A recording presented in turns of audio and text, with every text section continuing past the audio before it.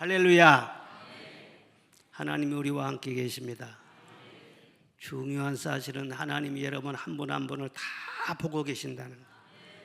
사랑하신다는 거예요. 성령의 역사를 믿고 선제박수로 영광 돌리겠습니다. 이 시간에는 모세의 지팡이, 누구의 지팡이예요? 모세의 지팡이를 다 여러분도 하나씩 받으시기를 바랍니다. 하나님이 호렙산 기슭에서 양떼를 치고 있는 모세를 부르셨습니다. 모세야, 너는 가서 고통받고 있는 내 백성을 인도하여 내라. 애굽으로 내려가서 내 백성을 건져내라 말씀을 하셨습니다. 하나님, 내가 누구에게 갑니까? 내가 누구에게 이스라엘 자손을 애굽에서 구원해냅니까? 제가 무엇을 가지고 그렇게 큰 일을 하고 바로를 상대해야 되는데 저는 아닙니다. 저는 못합니다. 이스라엘 백성들이 내 말을 들을 것 같습니까? 400년이나 노예 생활에 길들여졌는데 내가 말한다고 해서 따라 나올 리도 없고 바로가 순순히 내줄 리도 없고 그렇다고 해서 이웃 나라로 막 데리고 가라는 것도 아니고 홍해를 건너서 시내 광야를 지나서 가나안 땅까지 데리고 가라 그것인데 상식적으로 그거 안 되는 일입니다. 이제 나이가 벌써 제가 80이에요. 하나님, 보낼 만자를 보내셔야지 제가 어떻게 그 일을 해내겠습니까? 저는 못 갑니다. 그때 하나님께서 모세에게 말씀을 하셨어요. 모세야, 내 손에 있는 것이 뭐지? 지팡이 있습니다. 그래, 그것을 땅에 던져봐라. 던졌더니요, 꾸불꾸불 뱀이 된 거예요. 다시 손을 내밀어서 그 꼬리를 잡아라. 그렇게 말씀하셔서 다시 잡았더니요, 다시 또 지팡이가 된 거예요. 그 지팡이를 가지고 너는 가라. 그러면 내가 너와 함께 해서 기적을 행하게 할 것이다. 네 능력으로 내 백성을 건져낸 것이 아니라 내가 너와 함께 해서 놀라운 기적으로 역사해서 내 백성 다 애굽에서 나오게 할 것이다. 그래도 저는 못 갑니다. 입이 둔합니다. 저는 실력이 없습니다. 저는 연설할 줄도 모르고 통솔력도 없고 리더십도 부족하고 저는 안 됩니다. 계속 그러는데 나중에 하나님께서 화를 내시면서 왜 말을 듣지 않느냐. 그래가지고 결국 모세가 하나님 앞에 집니다. 여러분, 하나님을 이겨먹으려고 하지 마세요. 하나님은 한 번 결정하면은요, 뜻이 변경이 없습니다. 그대로 나가시는 거예요. 그래서 모세가 지팡이 하나를 붙잡고 애굽으로 내려갑니다. 그런데 출애굽기 4장 20절에 보면은 그 지팡이를 하나님의 지팡이라 그렇게 말하고 있어요. 40년을 가지고 다니면서 양떼를 쳤던 그 지팡이를 하나님의 지팡이라 그래. 지팡이가 변한 것이죠. 거듭난 것이죠. 그 지팡이를 잡고 애굽으로 내려가서 모세가 어떤 일을 해냈습니까? 창조 이래 가장 큰 역사, 출애굽의 역사를 하나님께서 이 모세를 통해서 이루어낸 것입니다. 모세가 그 지팡이 없이 애굽으로 내려갔다면 가능했겠어요? 바로 앞에 섰을 때 아마 혼쭐이나 나고 도망을 쳤을 거예요. 사랑하는 성도 여러분, 우리도 이 세상에 살아가는데 사실 애굽과 같은 그런 세상에서 살고 있습니다.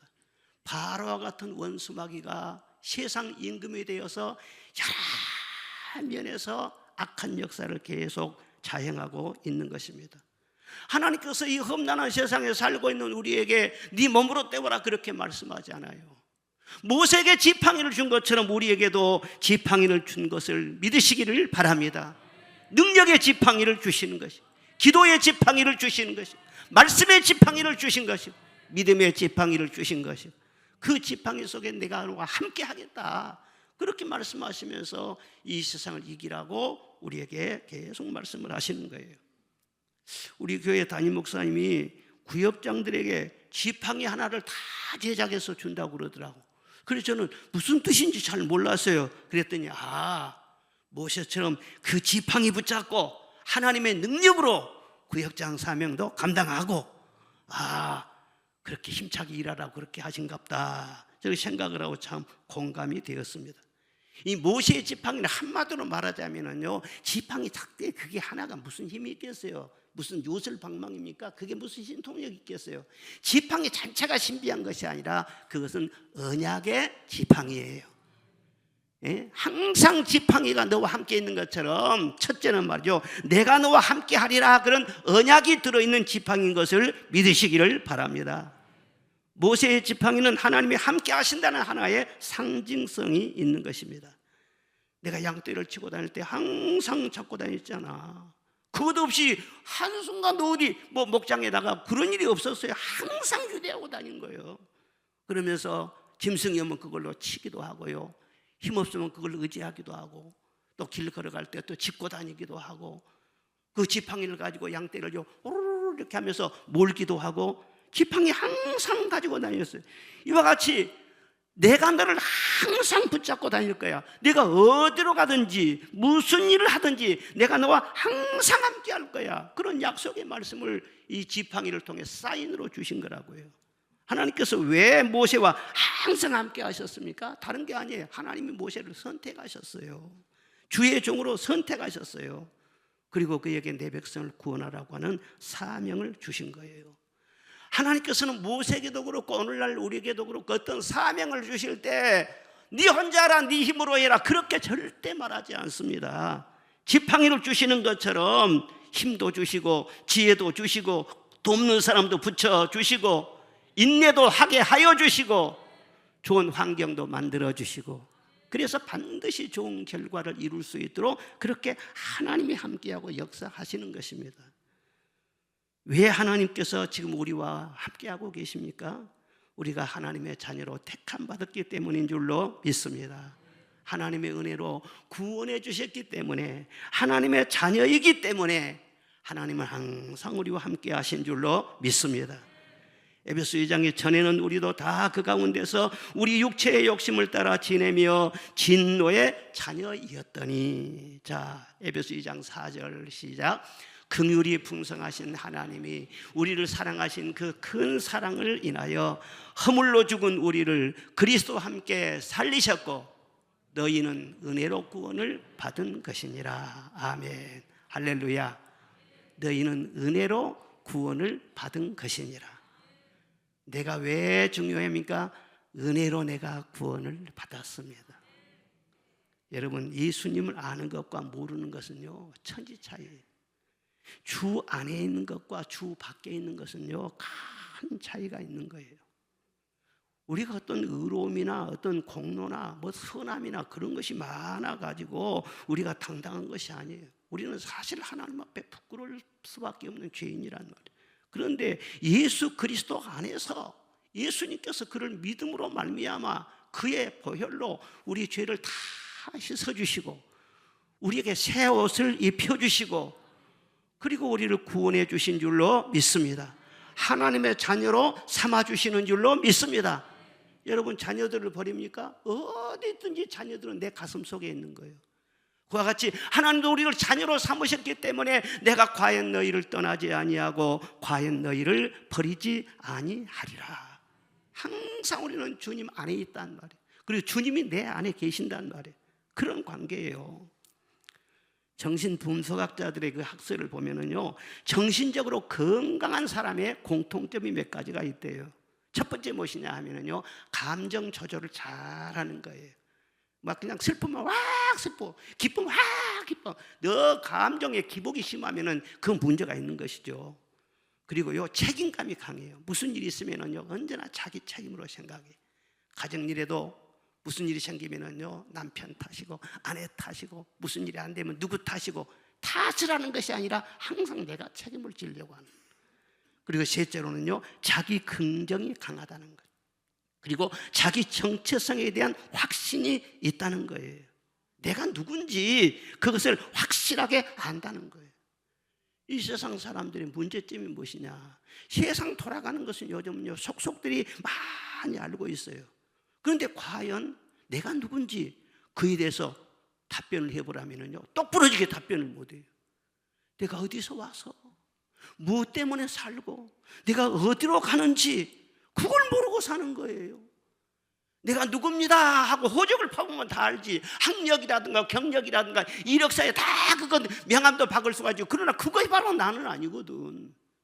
내가 어디서 와서 왜 살고 그걸 전혀 모르는. 그러니까 인생이 얼마나 답답한지.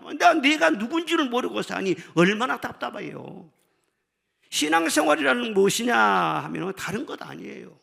뭘 받았다, 뭘 들었다, 뭘 보았다, 뭘 체험했다. 신앙생활이란 그게 아니란 말이야. 그리스도 안에서 나를 발견한 거예요. 하나님 안에서 내가 누구인지를 발견하는 거예요. 그래서 잃었던 나를 찾는 거예요. 그전에는 예수님이 밖에 있었는데 이제 예수 믿는다면 그 예수님이 내 안에 들어오셨어요. 그래서 예수님 안에 있는 나를 발견한, 거기서부터 신앙생활이 시작이 된다는 것입니다. 주 예수 내 맘에 들어와 계신 후 변하여 새 사람 되고 내가 늘 바라던 참빛을 찾음도 주 예수 내 맘에 오심. 다 같이요. 주 예수 내 맘에 오심. 주 예수 내 맘에 오심. 불밀듯 내 맘에 기쁨이 넘침은 주 예수 내 맘에 오심. 처음부터 주님이 내 안에 계신 것이 아니에요. 복음을 듣고 예수님을 영접함으로 말미암아 내 문을 두드리셨던 예수님께서 내 마음 문을 여시고 내 안에 들어오신 줄로 믿습니다. 그래서 내가 주님 안에 있게 되고 주님이 내 안에 거하게 된 것입니다. 얼마나 감사한지 몰라요. 비로소 내가 누구인 줄을 안 거예요. 예수님 안에 있는 나로구나. 우리가 건강진단을 다 받잖아요. 그런데 이 건강진단을 받을 때 진짜 건강한 사람들이 있대요. 예?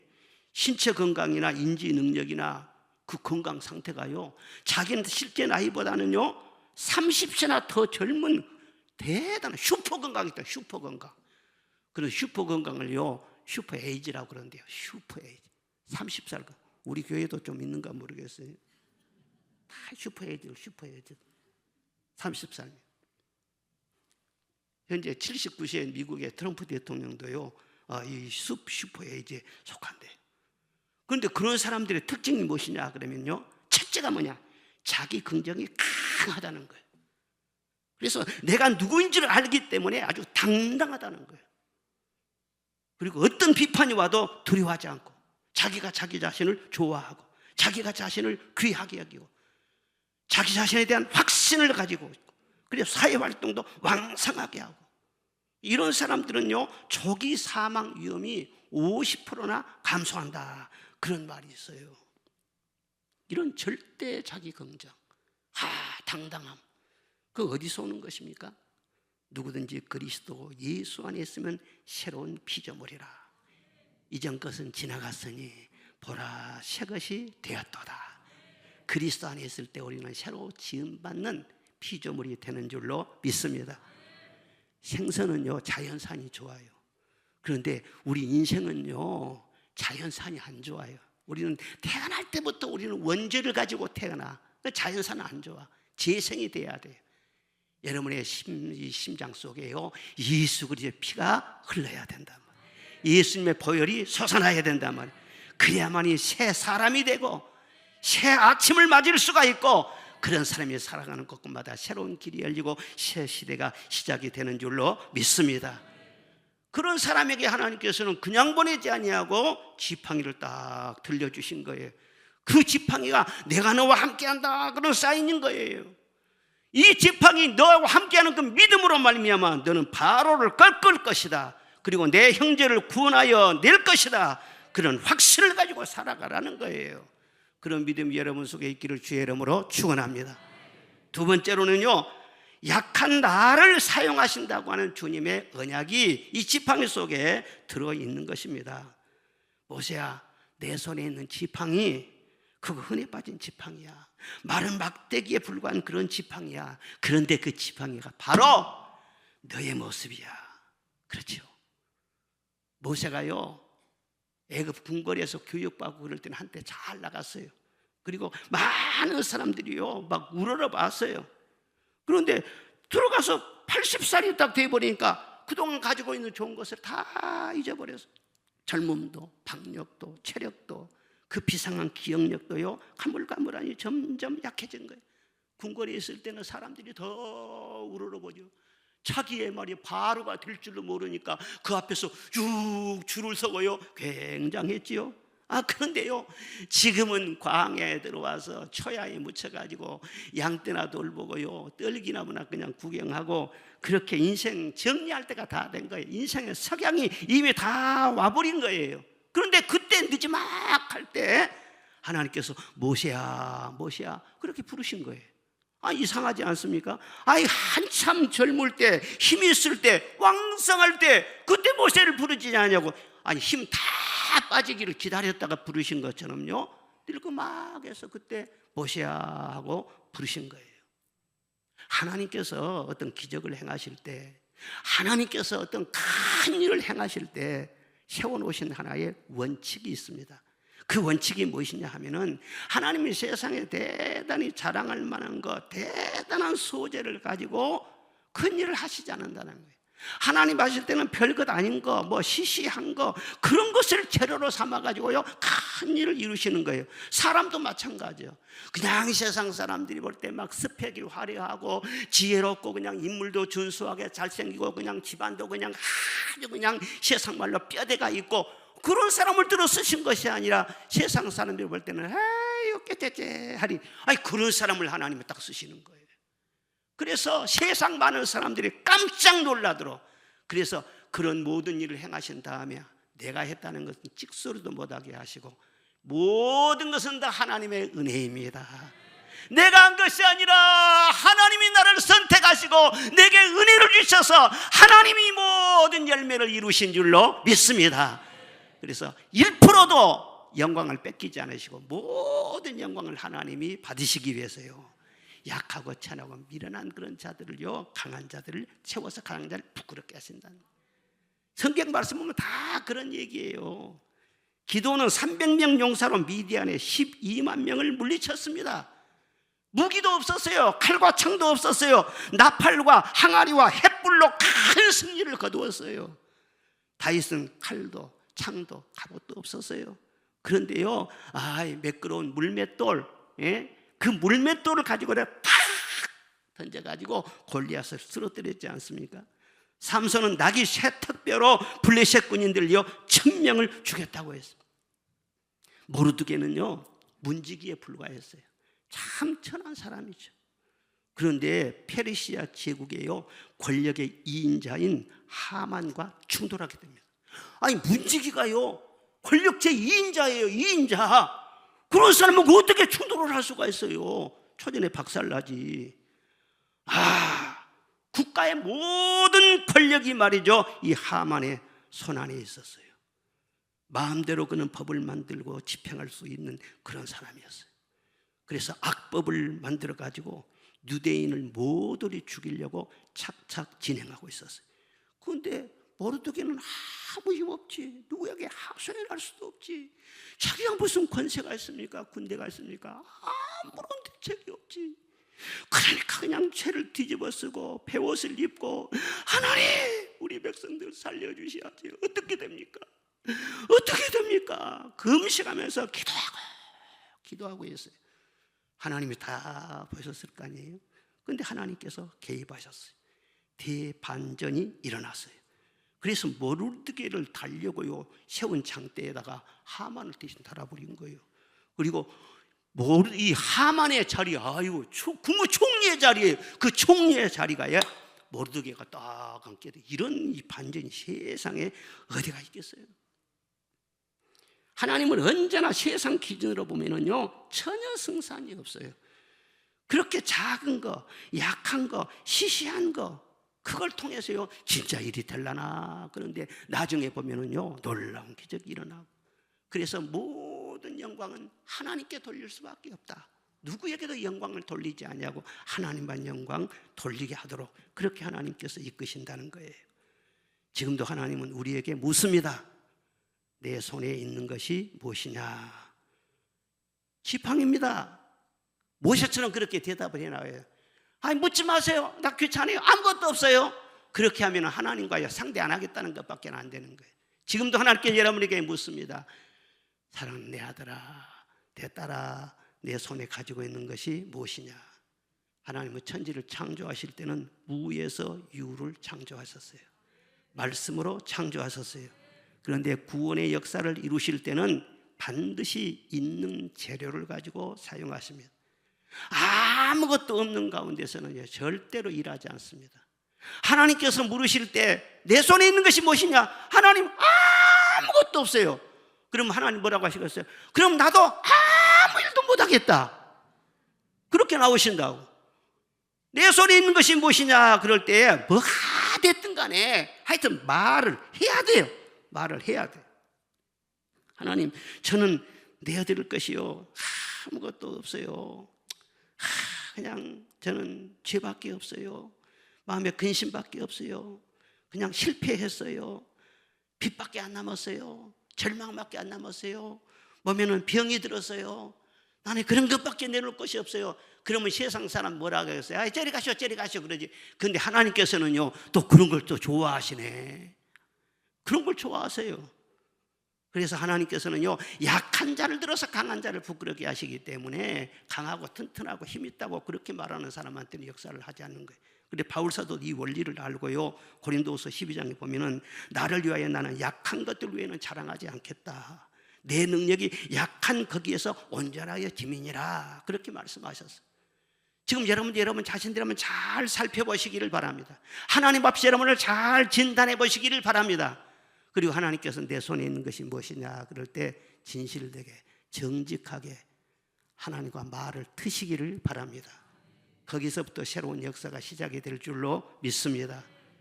미국의 빈센트 필 박사님이라고 하는 유명한 상담가 목사님이 계셨어요. 그런데 그분이 어느 날 52살 된 중년 신사가 그 목사님을 찾아와서 상담을 요청했어요. 저는 모든 것을 다 잃었습니다. 사업에 실패하고 이제 남은 것은 아무것도 없습니다. 그래서 목사님과 마지막 상담을 하고 내 인생을 정리하기 위해서 왔습니다. 그렇게 말을 한 거예요. 그래요? 실패하셨습니까? 그렇게 모든 것을 다 잃어버렸습니까? 예, 저는 아무것도 없습니다. 그러세요. 그런데 한번 찾아보시지요. 아니 아무리 찾아도 아무것도 없다니까요. 그래요?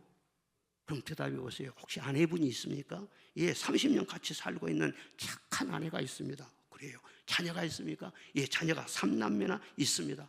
그래요? 친구는 있습니까? 예, 그래도 의리를 지키고 있는 친구 몇 명은 있습니다. 그 건강하신가요? 예, 제가 뭐 건강에 큰 문제가 없습니다. 큰 병이 없습니다. 그래요? 그럼 혹시 하나님을 믿습니까? 예, 그래요. 하나님은 내가 믿지요. 그래요? 선생님 가만 보니까는 엄청난 거 돈으로 살 수 없는 어마어마한 것을 다 가지고 있구만요. 없는 것은 돈만 없구만요. 그런데 왜 없다고 하십니까? 하나님이 안에 계시는데 돈으로 살 수 없는 자식들이 있는데 친구들이 있는데 건강이 있는데 그건 돈으로 살 수도 없죠. 그러니까 이분이 깨닫고는요 예, 목사님 제가 좀 생각이 짧았습니다. 새롭게 출발해 보겠습니다. 그리고 돌아갈 때는요 아주 활기찬 모습으로 그렇게 돌아가더라는 거예요. 그런데 뺑뺑 돌아가고 10년 후에 그분의 소식을 들었어요. 10년 후에 그는 크게 성공한 인물이 되었더라. 그분의 간증집에 보면은 나와 있어요. 아멘 좀 하십시오. 아무리 남의 일이라고 말이죠. 예? 남이 잘 될 때 좋아하고 그래야 내도 좋은 일이 생기는 거예요. 할렐루야. 하나님께서 여러분에게 묻는다니까요. 내 손에 있는 것이 무엇이냐? 아무것도 없어요. 그러면 하나님과는 상대 안 하겠다는 것밖에 안 된다니까요. 찾아보라는 거예요. 내 모습 이대로 주 받으옵소서. 진실해야 돼요. 내 마음에 있는 거. 근심이 있으면 근심이 있습니다. 걱정거리가 있습니다. 문제거리가 있습니다. 나는 죄와 허물이 있습니다. 다른 사람이 나를 비방하고 손가락질을 합니다. 무슨 말을 하든지 어떤 질병이나 어떤 고민이나 어떤 문제나 괴로움이 있을지라도 주님 나는 그것이 있습니다. 그걸 내놓으라는 거예요. 내놓으라는 거예요. 왜 내놓으라고 하느냐? 내가 약하고 내 자신이 이렇게 무너지고 그래야만이 대신 주님을 붙잡기 때문인 것입니다. 예수님을 붙잡을 수 있기 때문인 것입니다. 사실은요, 실패나 가난이나 허물이나 약점이나 질병이나 그것은 자랑할 것이 못 되지요. 그런데 왜 그것이 빛을 발하게 되느냐? 그런 처지에 떨어져야만이 비로소 예수님을 찾아요. 예수님 밖에는 없구나 간절히 찾게 되는 거예요. 예수 사랑, 나의 사랑, 내 맘속에 넘쳐 기쁨이 충만해. 예수님 사랑합니다. 온 세상은 다 나를 외면하고 모든 친구들은 다 나를 떠나도 예수님은 떠나지 않고 영원히 나와 함께 하세요. 예수님, 나는 예수님밖에 없습니다. 그때부터가 새로운 시작이란 말이에요. 신앙생활에도 건성으로 막 믿고 말이죠. 내가 가지고 있는 거 많이 있는데 예수님을 조금 거기다 얹혀놓는 식으로 그렇게 하면은요, 신앙생활이 발전이 안 돼요. 내가 완전히 무너져야 돼. 예수님 붙잡고 새로 시작을 해야 된단 말이에요. 미국에 라디아 백스터라고 하는 분이 있는데 이분이 소녀 시절에 예수님을 영접했어요. 그런데 평생 병약한 몸으로 그렇게 살았답니다. 목사님 사모님에 대해서 미국 뉴욕에서 목회를 하셨는데 항상 몸이 약했다는 거예요. 그런데 평생 그는 행복했어요. 그리고 장수까지 했어요. 그리고 이 사람이 엄청나게 선한 영향력을 많이 끼치고 수많은 절망과 좌절에 빠져 있는 그런 사람들에게 희망과 용기와 위로를 주었다는 거예요. 그런데 이분이 어떻게 해서 그렇게 됐느냐? 몸이 날 약하면서도요, 예수님의 이름을요 꽉 붙잡은 거예요. 그의 인생 의지하는 지팡이는요, 예수님의 이름이었어요. 예수님을 높이고 예수님을 찬양하고 예수님으로 감사하고 다 기도하면서 그냥 예수 충만이에요. 예수 충만. 그러니까 예수님께서는요, 위로를 주시죠. 건강도 주시죠. 힘도 주시죠. 늘 예수님은요, 수원지와 같은 분이거든요. 계속 공급해 주시고. 그러니까 몸이 약해도 아주 아름답게 멋지게 살고요, 장수했다는 거예요. 그분이 지은 찬송가가 있어요. 찬송가를 여러 곡 지었는데 찬송가 91장, 예수의 이름을 찬송하는 찬송이. 저는 그 찬송 부르면은요 그냥 기쁨이 충만해져요. 그냥 힘이 나요. 그냥 설교 안 하고 찬송만 부르고 있으면 좋겠어. 91장 다 같이 한번 불러봐. 우리 박수치며 한번 불러봐요. 가사를 생각하면서.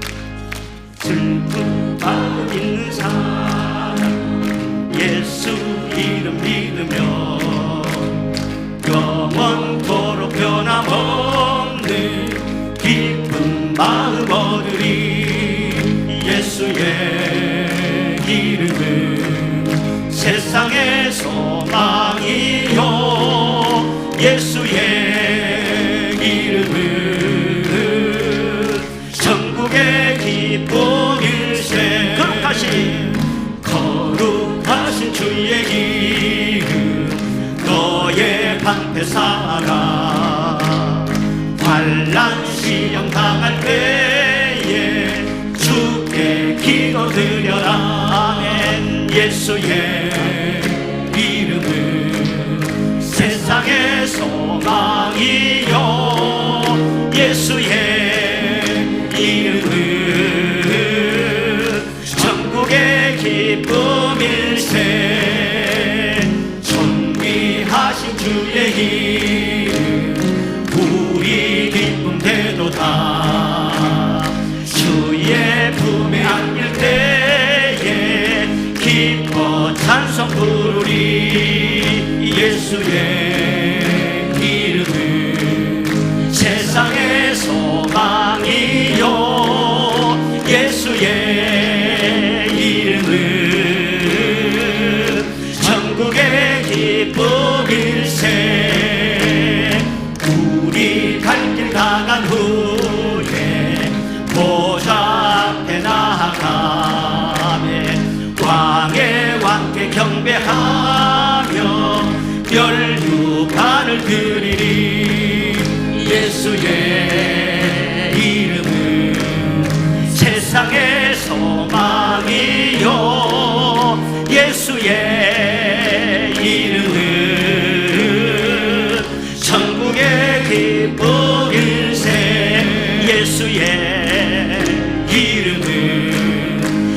세상의 소망이요 아멘. 예수의 이름은 천국의 기쁨일세.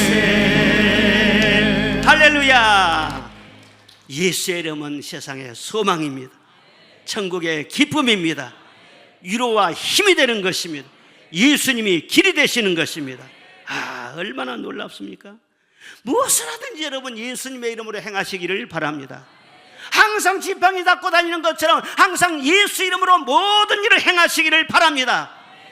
잠을 자고 일어나는 것도 예수 이름으로, 예배를 드리는 것도 예수 이름으로, 봉사하는 것도 예수 이름으로, 사업을 하는 것도 예수 이름으로, 오고 가는 모든 출입도 예수의 이름으로.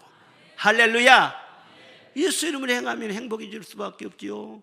예수님이 귀한 분이니까 같이 나도 존귀하게 될 수밖에 없는 것이죠.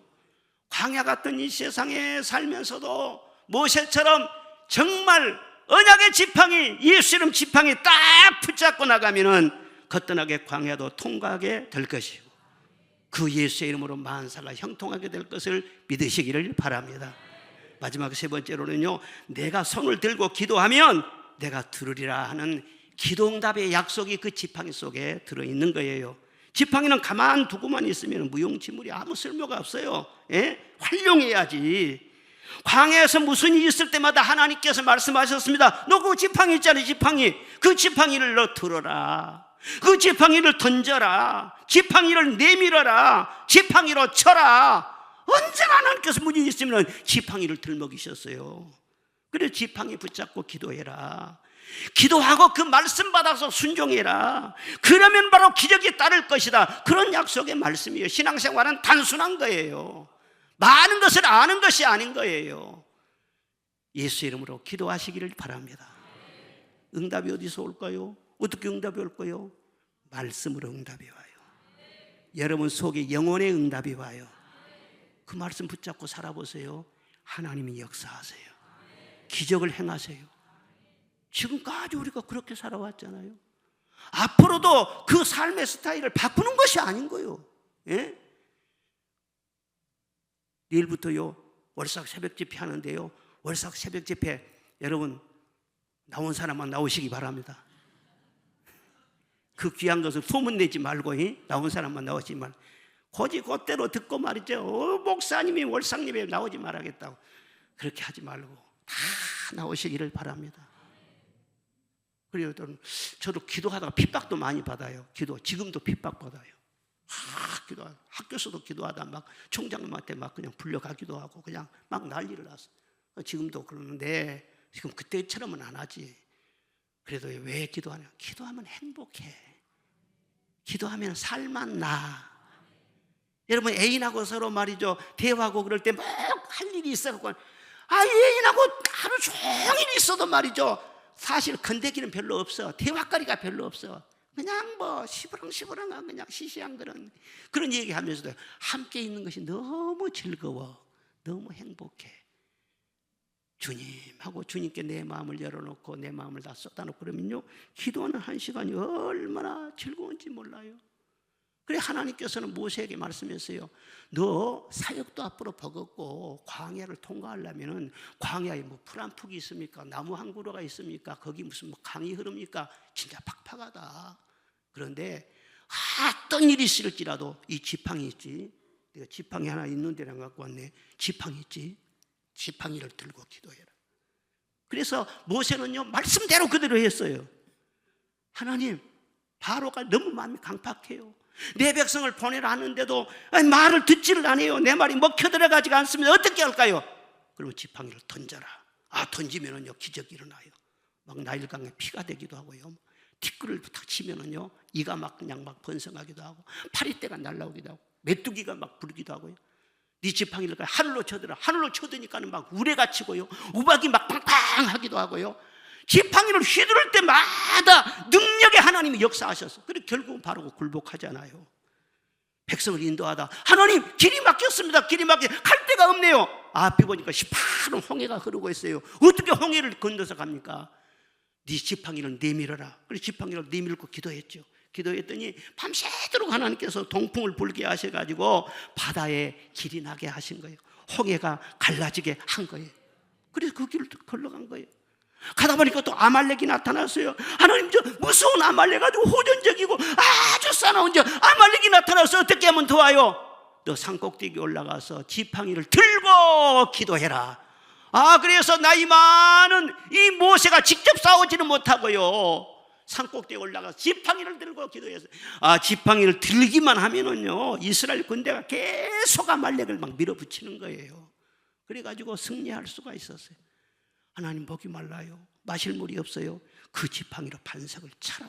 그랬더니 반석이 깨지면서 생수가 쾅쾅 솟아나게 되었어요. 여러분, 모세가 백성을 인도할 때 많은 군대가 필요하거나 첨단 무기나 뛰어난 전술 전략이 필요한 것이 아니었습니다. 왜? 아무리 강한 군대를 갖고 있다고 할지라도 세계 최강인 바로의 군대를 당할 수는 없는 것입니다. 그런데 바로보다 더 강한 분은 하나님밖에 없으십니다. 예수 이름을 붙잡고 하나님 앞에 기도하면은 하나님이 개입하시는 거예요. 하나님이 역사하시는 거예요. 그러면은요, 문제가 실타래가 풀리는 것처럼 싹 풀려지고요, 하나님이 역사해서 무슨 일이 해결되면 후유증도 없어요. 예? 인간의 방법으로 해결하면은요, 후유증이 복잡해. 후유증이 복잡해. 그 병도 그래요. 하나님이 치료해 주시면은요, 후유증이 없어. 후유증이 없어요. 하나님의 은혜로 사시기를 바랍니다. 사랑하는 여러분, 인생을요 너무 완벽하게 준비해가지고 살려고 하면은요 사실 팍팍하고 너무 힘들어요. 아무리 준비하고 뭐 실수 없이 한다고 해도 사람이 하는 일인데 어떻게 완벽할 수가 있겠냐고요. 완벽할 수가 없죠. 요즘 전 세계적으로 보면 항공기 사고가 자주 막 일어나고 그래요. 참 불안하지 않아요? 근데 항공사들이 얼마나 완벽하게 준비한지 모릅니다. 조종사들, 그 정비하는 사람들요 대단한 고급 기술력들입니다. 예? 돈도 많이 받아요. 철저하게 항공 관리를 잘하는. 그런데 그래도 사고가 난 것 보면요, 참 세상 믿을 것 없다, 그런 생각이 들지 않습니까? 사소한 그런 실수가요 큰 사고로 이어지게 돼요. 무한공항요 세상에 쇠대 때문에 말이죠, 그런 대형 사고가 일어나가지고 그 많은 사람들이 희생을 당했단 말이에요. 이번 미국에서도 그랬어요. 미국 시스템은 세계 최고 수준이에요. 그런데 어떻게 군용 헬기하고 민간 여객기하고 충돌이 있을 수가 있냐는 거예요. 이건 있을 수가 없는 거예요. 그런데 충돌이 있잖아요. 많은 사람들이 죽었지 않습니까? 그러니까 이런 걸 보면은요, 세상에는 완벽한 것이 없어. 100%가 없어. 국가 운영도 그래요. 사람이 하는 거예요. 죄인된 사람이 하고 불완전한 사람이 국가 운영도 하는 거예요. 그래서 국가 운영에 문제가 많은 거예요. 그 사람 속에 악이 들어있으면 악하게 운영을 하는 거예요. 그 사람이 어리석으면 어리석은 일을 하는 거예요. 그래서 국가의 지도자는 굉장히 중요하다는 거예요.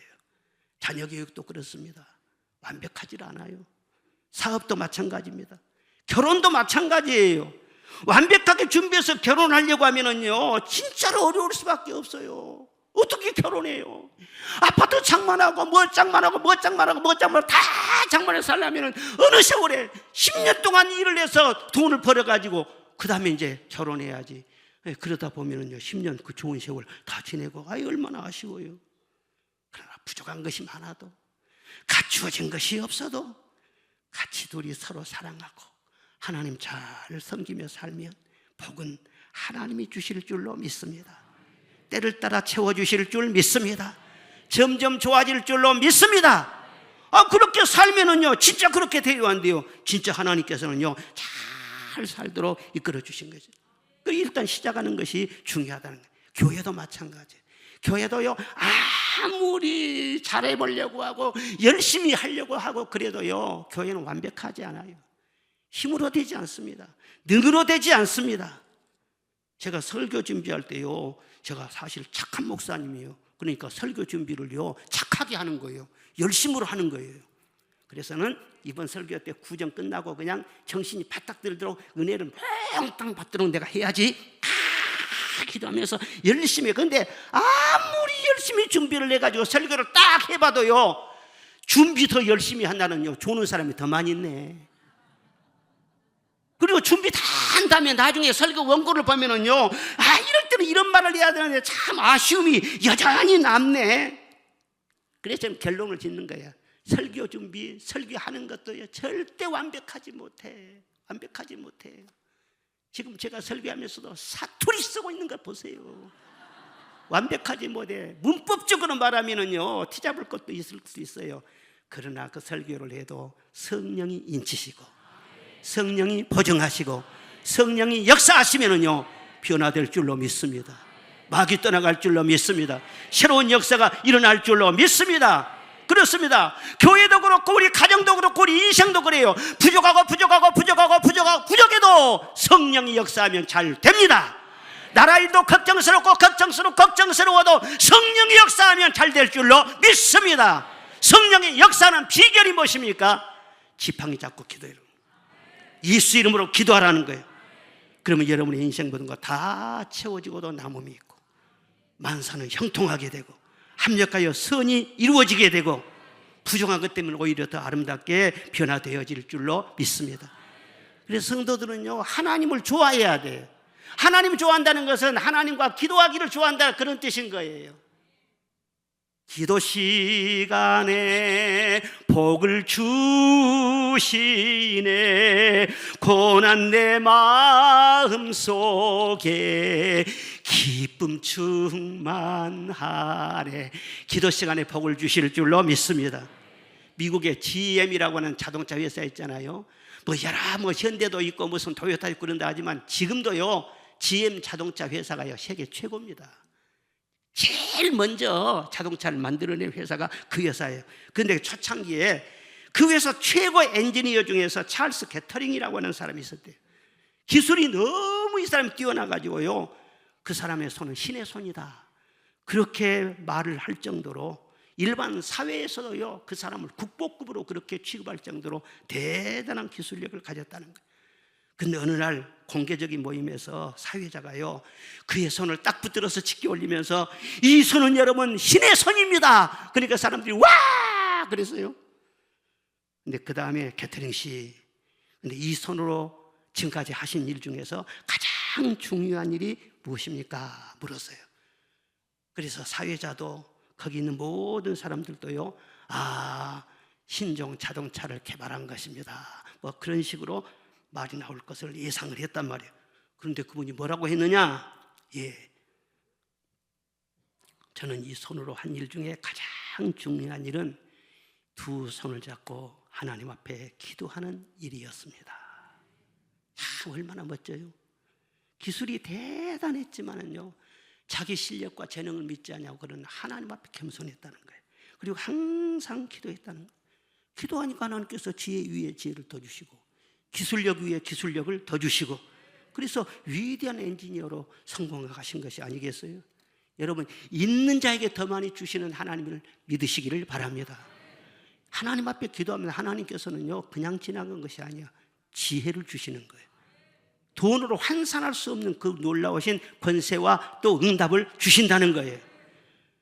모세가 하나님이 그 지팡이를 잡고 가라 그렇게 하셨는데, 지팡이 놔두고 다른 거 가지고 갔다고 생각을 해보세요. 그러면은 그 일이 어떻게 됐겠는지. 우리는 하나님께서 말씀하신 지팡이를 붙잡고 가야 돼. 다른 것을 붙잡고 가면 안 돼요. 오늘 여기 말씀 보면은 모세에게 지팡이 좀 던져봐라 했더니 던졌더니 뱀이 됐다고 했잖아요. 꾸불꾸불 기어갔다 했잖아요. 그 무슨 뜻인가? 우리가 살면서 내 손에 있는 거, 모세가 다 이제는 힘이 빠지고는 말이죠, 양떼를 치기 위해서 마지막 남은 거 지팡이 하나, 그 마지막 나무 이게 없어지면 안 돼. 그래, 그걸 확 붙잡았다는 거예요. 그걸 말하는 거예요. 그런데 그것을 의지하면은요, 꾸불꾸불한 뱀이 됐잖아. 뱀이 돼서 너한테 달려들 거야. 우리가 나이가 많이 이제 늙어가면서 이 세상 살아가면서 뭔가 이 세상 보이는 것으로 지팡이를 삼으려고 하는 그런 마음이 다 있어요. 어떤 사람 물질에 대한 욕심이 갈수록 더 심해져. 그냥 돈밖에 몰라. 물질을 지팡이로 삼으려고. 그러면 그 물질이 여러 가지 시험과 올무와 어리석고 해로운 정력에 떨어지게 하고 많은 근심으로 나를 찌르게 한다. 성경은 말씀하고 있지 않습니까? 자식을 지팡이로 삼아요. 자식은 사랑의 대상이지 내가 의지할 지팡이는 아니거든요. 그런데 너무 자식을 의시하고 그러다 보면은요, 그 자식 때문에 배신당하고 가슴이 멍이 들고 그런 일이 얼마든지 있는 거예요. 또 사람을 의지하다가 사람에게 상처받고 배신당하는 일도 있고, 내 경험이나 내 어떤 지식이나 그것 믿다가 스스로 속기도 하고, 뭔가 하나님의 손을 떠나서 다른 것을 의지하면은요, 그 의지하는 것 때문에 반드시 고통을 당하게 되었어요. 하나님, 여러분 한 사람 한 사람이 하나님만을 의지하기를 원하세요. 내게는 주밖에 없나이다, 예수님밖에 없나이다, 한 분만을 꽉 의지하기를 원하신다. 그런 사람에게 하늘 문을 여시고 그에게 지혜도 권능도 주시고, 애굽을 정복하게 하시고 바로도 이기게 하시고 수많은 영혼들을 구원하게 하시고 놀라운 역사를 이루어 주실 것을 믿으시기를 바랍니다. 오늘 이 말씀을 통해서 예수 이름으로 세상을 정복하고 마귀를 굴복시키고 여러분의 모든 문제를 해결하고 위대한 승리를 거두고 수많은 사람들에게 선한 영향력을 끼쳐서 여러분 한 사람 한 사람 때문에 구원의 역사가 계속 활발하게 일어날 수 있기를 주의 이름으로 축원합니다.